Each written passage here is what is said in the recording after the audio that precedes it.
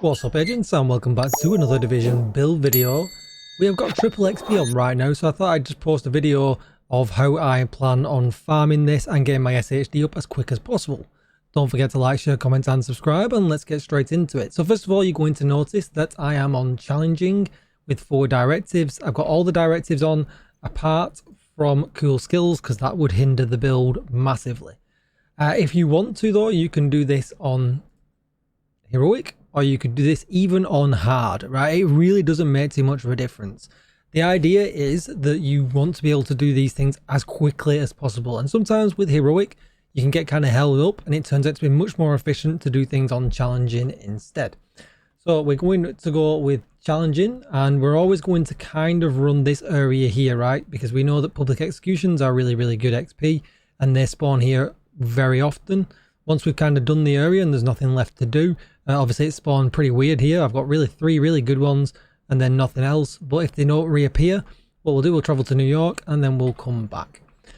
We also get to use the flamethrower when we get some ammo, which is really, really nice. I'm a big fan of using the flamethrower.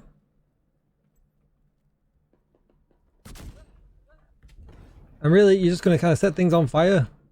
And it's probably pretty much going to be it. If you do need to kill some things, you can do. They'll die pretty quickly because we know. And I've done this so many times in all the spawns. Set them on fire.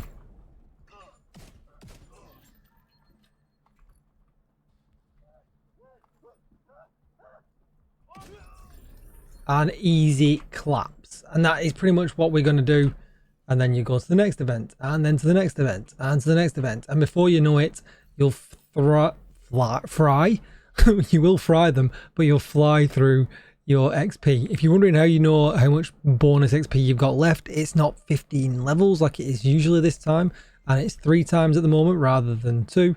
You can see here the multiplier is 3. And there you go. You can see you can get up to 70 million, which is essentially 100 levels that you'll be able to do while it's on bonus XP. So, rather than, is it going to pop up at the top? Yeah, there you go. You can see at the top there, we got an absolute ton. And you're pretty much going to be guaranteed over a level every time that you do it. And how long did that take me? Probably like 20 seconds, you know. If you put it on hard, you won't get as much XP. You'll probably do it much quicker, but everything will die. You'll never need to even use your gun at all. This build would wipe through things like hot butter. So we're going to use firewall for this. You probably want to select shotgun for that extra ammo. The extra damage if you really wanted to, but it's totally up to you. We also get a couple of other really, really nice things here. We get an extra 20% burn duration. The longer things are burning, the more damage you're going to do to them. It's really, really useful. You don't have to use gunner by all means with you lowering the difficulty. If you wanted to, you can go with gunner for 10% armor on kill. If you wanted to as well, that's also an option. You can pretty much pick whichever perks from these that you like the best. I just went for the extra duration. It's just kind of what I like to do. And if without holding the build back any longer, here it is. Now, there's a couple of options here. I've got like kind of pieces from a long time ago, and these were the only ones you could get. We can change one out for a much easier piece to get if you've not farmed this build already. Scorpio is just, you know, it's easy enemies. We don't need any extra weapon damage or anything like that. We poison, disorientate, shock them. It's just worth it, right? No other gun is worth it with this build because of, you know, how easy it is. Shoot them, they'll die, job done. If you really wanted to, you could go with something like the test subject. If you wanted to, you could go with the St. Elmo's. If you wanted to, you could even go with a Bullet King, a Pestilence. I mean, there is so many options here that you could go with. There is a gun, the Everlasting, if you wanted to go with it, which headshots grant 50% status effect damage. We don't need it. You really, if it was much harder content, I'd be like, yeah, all day, let's use that. But for this, ease of play is what we've gone for, and that's what we're doing. If you do come across any doggies or anything like that, you could use the fire starter here, which will make them susceptible to your skills, and fire makes things even easier if you get black tusk that you've got to deal with. We're going with the Vile Mask because it gives us skill tier and status effects. Skill haste in the bottom because we just want as many skills as quickly as possible. It's not necessarily about damage, we're playing the game a bit easier, so the faster we get our skills back, the faster we are going to be. Toxic delivery does a lot of damage as well, so that's great to have. Then we're going to run the Eclipse. Definitely run the backpack. It's a must needed piece, and I'll tell you why in just a second. 2-piece gives us status effects, 3 gives us skill haste and has pro, and then we get the indirect transmission. Your status effect now spreads on kill to all enemies within 10 meters, and it refreshes the duration for 50%. We get a skill tier. You want status effects and skill haste, as we talked about before, but if you run the backpack, it amplifies all the damage you deal to status effect enemies by 30%, and this is huge. Absolutely run this.